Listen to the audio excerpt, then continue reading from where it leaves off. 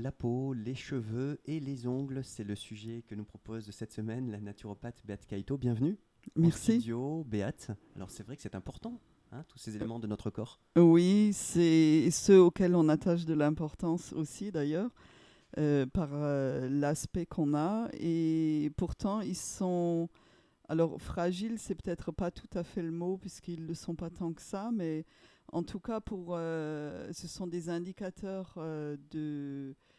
pour le corps, savoir comment il va, mais aussi pour notre fonctionnement intérieur, puisque là, je parlerai aussi de la symbolique de chacun. Et c'est intéressant de se rendre compte que dans ce domaine-là aussi, on peut apprendre à se connaître en comprenant pourquoi telle partie du corps ne fonctionne pas bien. Et donc ça marche aussi pour les cheveux, la peau et les ongles. Donc pour moi, ce sont des indicateurs de santé. Donc quand je reçois quelqu'un, c'est quelque chose que j'observe pour comprendre quelque chose de général déjà, la personne, comment est-ce qu'elle porte ses cheveux, comment ils ont l'air d'aller, etc. Ça me donne beaucoup d'indications. Et alors, bon, là, moi, je vais plutôt aller vers ce qui peut aider individuellement quelqu'un qui a une problématique. Et donc, le repère, c'est comment sont les cheveux, la peau, les ongles des enfants, des bébés. Ça devrait être la norme. Et quand c'est pas comme ça veut dire qu'il y a quelque chose à faire et à comprendre. Et c'est important de d'accepter l'idée que la norme ne serait pas que tout ça, ça se dégrade de plus en plus, que c'est normal d'avoir une mauvaise qualité de cheveux quand on est adulte ou quand on est vieux. Âgé, Mais on peut dire. âgé, voilà, Ou le mûr, mot, oui, mûr, expérimenté. exact. Mais c'est représentatif aussi symboliquement, tous ces aspects-là nous montrent comment on se sent intérieurement. Est-ce qu'on est bien avec soi-même ou est-ce qu'on a des difficultés intérieures? Et le corps nous le montre à travers ces parties-là. Alors, la remise en question, on va dire d'une manière générale, c'est l'alimentation. Donc, quand on a un problème, ça veut dire qu'il faudrait revoir l'alimentation de toute façon. Si au niveau de l'alimentation, on est optimal, qu'on s'y connaît et qu'on sait qu'on est optimal, donc on peut chercher à travers la symbolique justement se dire, est-ce qu'intérieurement, je me vis comme quelqu'un d'harmonieux, d'équilibré? Et si ce n'est pas le cas, comment est-ce que je peux entrer là-dedans parce que ça va influencer. Quand on est crispé, quand on est stressé, quand on ne respire pas bien, quand on ne sort pas beaucoup, etc., euh, tout devient plus contracté à l'intérieur. Donc la circulation du sang se fait moins bien, donc forcément les capillaires fonctionnent moins bien, ce qui veut dire que la peau est moins bien nourrie, même si on a les bons apports, mais on a tout simplement, ça n'arrive pas jusqu'au bout. Et c'est ça qui est important. Donc il faut se prélasser, il faut se faire du bien, prendre des bains, se détendre, méditer, marcher dans la nature, tout ce qui peut nous apporter une décontraction du bien-être physique, du bien-être mental. Et ça s'apprend. Oui, disons, c'est quelque chose qu'il faut pratiquer souvent, beaucoup, pour que ce soit évident et qu'on y ait recours tout le temps. Quand on stresse, si on a l'habitude de penser à sa respiration, on peut se sentir nettement mieux en respirant régulièrement, profondément, et ça aura un impact sur l'oxygénation du cerveau, de la peau, etc. Et donc, ces aspects-là nous aident à aller vers l'harmonie éventuelle qu'il n'y a pas. Donc, et quand on regarde, je disais par rapport aux enfants, les enfants, ils sont dans l'instant présent, ils jouent, ils travaillent, ils sont occupés à quelque chose, mais ils ne sont pas en train intérieurement de faire plein de choses en même temps, comme l'adulte le fait souvent. Donc ils sont vraiment dans ce qu'ils font. Ils ne sont pas en train de se tracasser pour autre chose en même temps.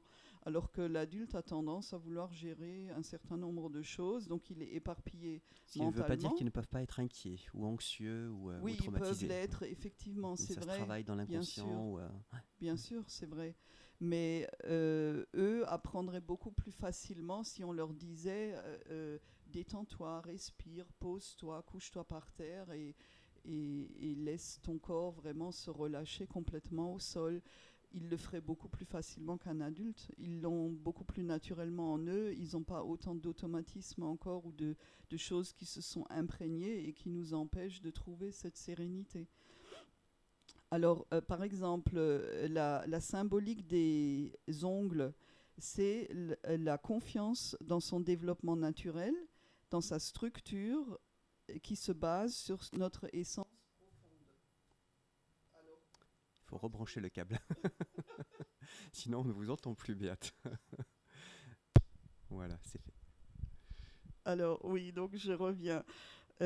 Donc, on se base sur notre essence profonde. Ça veut dire qu'on a confiance intérieurement, on a une forme de guidance qui va nous aider à prendre des décisions, qu'on va laisser parler à travers nous. Et quand on a cette confiance-là, le corps n'a pas besoin de se crisper. On se sent bien dans nos décisions, on est à l'aise, on est détendu intérieurement, il n'y a pas de crispation. Et quand il n'y a pas tout ça, eh ben, avec le temps, ça s'altère de plus en plus. Faut donc se réconcilier avec cette guidance d'une certaine façon, ou la découvrir, Oui, l'apprivoiser. la découvrir parfois, puisque certaines personnes n'y ont absolument pas recours.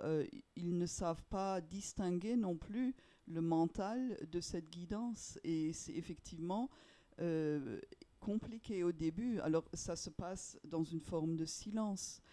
Quand on est posé, on ne fait rien et puis on regarde autour de soi, on est complètement détendu et on observe ce qui se passe à l'intérieur de nous, les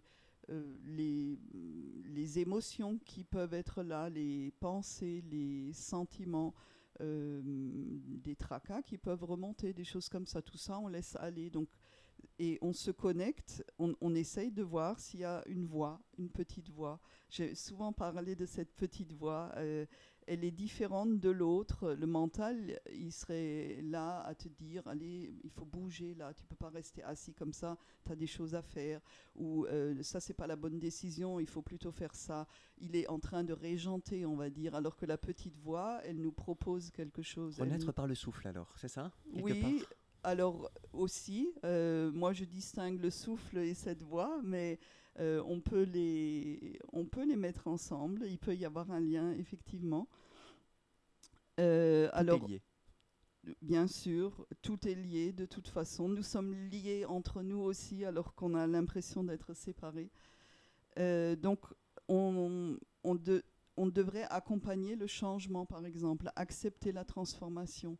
Donc, si on est dans la résistance, on ne peut pas être bien. Et ça se répercute dans tout. Donc, moi, je parle aujourd'hui de la peau, des cheveux et des ongles, mais tout le reste entre en dysfonctionnement Je aussi. renvoie nos auditrices et nos auditeurs à toutes les vidéos que vous avez réalisées ici déjà, Béate Kaito, Oui. qu'on peut retrouver sur la chaîne YouTube Radio Parole de Vie. Oui, alors si on veut compléter, on peut aller justement vers les autres parties du corps. Alors, il y en a beaucoup que je n'ai pas abordées, mais on peut trouver d'autres informations de cet ordre-là. Alors, en parlant des ongles encore, les compléments, pour moi, ce n'est pas quelque chose qui est important à ce stade-là, prendre des compléments alimentaires, parce que il faut d'abord remettre de l'ordre intérieurement et trouver des solutions à travers la nourriture, par exemple. Donc, de toute façon, je serai toujours dans l'alimentation crue et vivante. Donc, vivante du fait qu'on redonne de la vie à quelque chose, aux graines, par exemple, en les faisant germer, à tout ce qu'on cueille directement, qui est beaucoup plus vital que ce qui a déjà été cuisiné, par exemple. Il y a aussi la possibilité de poser des cataplasmes d'argile sur les ongles. Il y a des témoignages de personnes qui, au bout de 6 à 8 mois, alors c'est vrai que c'est long, mais on peut être motivé quand on a vraiment des problèmes avec les ongles, la trame se remet tout à fait normale et l'ongle, si on le fait à 1, peut être beaucoup plus beau que les autres. Donc c'est vraiment un atout important. Il y a aussi l'argile verte en interne qui apporte beaucoup. Alors ça va travailler sur tout le corps, ce ne sera pas spécifique alors aux ongles. Quelque chose qui marche bien aussi, mais aussi de nouveau d'une manière générale, c'est le jeûne. Et même le jeûne intermittent dont j'ai parlé récemment, donc sec si possible. Vous pourrez voir, écouter la vidéo que j'avais fait à ce sujet. Il y a de l'huile d'argan, donc ça, on fait un massage, on le pose dessus, on masse l'ongle. On a l'impression que l'ongle est complètement imperméable et puis que ça peut rien donner, mais si, ça pénètre aussi. Ensuite, à propos des cheveux, donc les cheveux deviennent souvent cassants, ternes avec le temps. Et là aussi, on peut revenir de nouveau à cette connexion intérieure. Les cheveux sont la symbolique de la concentration puissante et vigoureuse d'énergie spirituelle dans le corps. Est-ce qu'il y a une interaction entre l'intuitif, l'affectif et le rationnel? Donc un équilibre en fait entre tout ça fait que naturellement on donne plus de liberté à nos cheveux, on va dire. Et quelqu'un qui n'a pas cette connexion, qui n'attache pas d'importance à ça, qui est beaucoup dans le contrôle, il va être dans le contrôle des cheveux aussi. D'une certaine manière. Alors, je suis certaine qu'il y a des personnes qui ne vont pas du tout être d'accord avec moi, mais quand on se pose vraiment avec cette idée-là, on sent bien que c'est vrai, que les enfants, s'ils ont de beaux cheveux, c'est aussi parce qu'ils ont cette liberté intérieure de se vivre, de se laisser vivre, alors que nous, on a tellement d'obligations, de devoirs, de contraintes, etc., qui sont beaucoup aussi dans notre tête. Elles ne sont pas toujours forcément réelles, mais on s'en met beaucoup. Et si on lâche là-dessus, on aura aussi une autre relation avec nos cheveux. Alors, je ne vais pas entrer dans les détails puisque ça appartient à chacun. Chacun est libre, en fait, de faire de ses cheveux ce qu'il veut, mais il montre quelque chose à travers ses cheveux. Alors, les possibilités qu'il y a pour aider les cheveux, quelque chose que j'aime beaucoup, c'est le rassoul. Donc, c'est une argile qu'on peut utiliser à la place du shampoing. On le pose 20 minutes. On rince et c'est fini. On n'a rien d'autre à faire. On n'a pas besoin de rajouter d'autres choses. Les cheveux sont beaux, ils se détoxifient en même temps. Le cuir chevelu se détoxifie aussi. Donc quelqu'un qui a des problèmes de cuir chevelu, de pellicule, de démangeaison, etc., ça aide beaucoup aussi.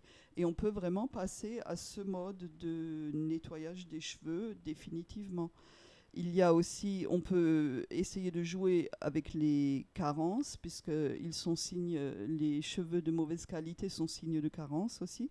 Donc on peut prendre de la prêle, de la chlorella, de la spiruline d'ailleurs aussi, du silice donc, qu'on trouve dans la prêle, dans les orties. On peut faire des cures de plasma marin, puisqu'il y a beaucoup de minéraux dedans.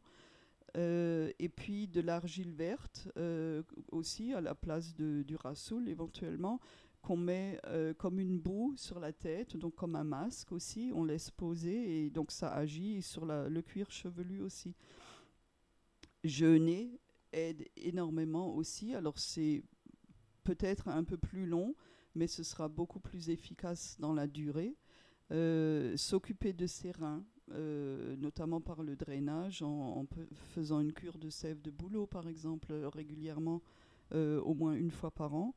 Il y a des aliments spécifiques qui peuvent aider, le sésame noir, le thym, notamment pour les chutes de cheveux qui sont dues aux carences, la carotte pour les pellicules et les démangeaisons, l'alfalfa, à cause de tous les composants, parce que c'est une graine qui a beaucoup de vitamines et de minéraux, qui est très complète.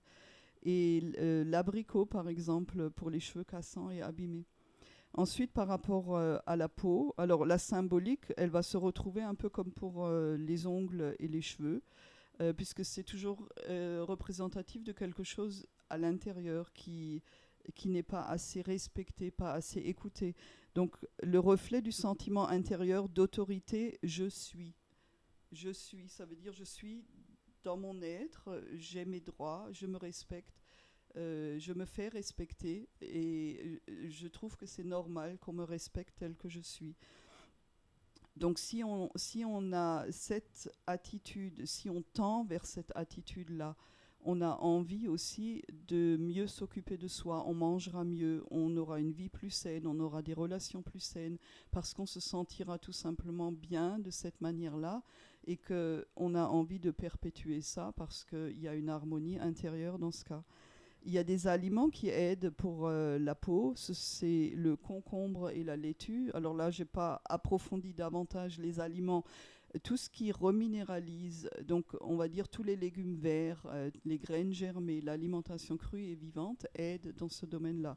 Mais aussi, quelque chose qui est important, les peurs. Les peurs ont une action très forte sur le corps et sur les cheveux, donc forcément aussi. Donc il faut travailler ces peurs parce que les peurs bloquent les reins, par exemple. Quand les reins ne fonctionnent pas bien, le corps ne peut pas bien fonctionner, il élimine mal. Donc c'est agir sur tout ça, c'est vraiment important. Sur la peau, donc on peut aussi faire les cataplasmes d'argile verte. On peut en prendre en interne également, donc la sève de bouleau également. Il y a les bains de mer, puisque faire entrer vers l'intérieur, quand on prend un bain froid, on va dire, telle la température de l'eau par rapport à la température de l'air, toutes les toxines retournent dans le corps, alors que la peau, elle peut vouloir aider le foie, par exemple, en éliminant des toxines, ça crée des grains de beauté, des verrues, des choses comme ça. Et l'action inverse, c'est quand il y a du froid extérieur qui fait que tout retourne dans la circulation et est éliminé par les selles et par les urines. Donc, une action extérieure sur la peau est importante. Donc, et puis, on revient aux graines germées, aux graines de luzerne, donc d'alfalfa, et qui aident de nouveau à la reminéralisation, à apporter de la vitalité, du cru, qui vont être bénéfiques pour la peau. Donc, on va dire dans l'alimentation, on revient toujours un peu vers la même chose pour les trois. Et l'équilibre vient avec la durée, en travaillant tous ces aspects-là. Merci beaucoup à vous, Beate Kaito, pour cet éclairage, pour bien prendre soin de notre peau, de nos cheveux et de nos ongles. Nous nous retrouvons non pas la semaine prochaine, mais dans 2 semaines, si vous le voulez bien, pour la chronique de naturopathie. Belle quinzaine à vous et à vos proches. Merci. Au revoir, Beate Kaito. Au revoir.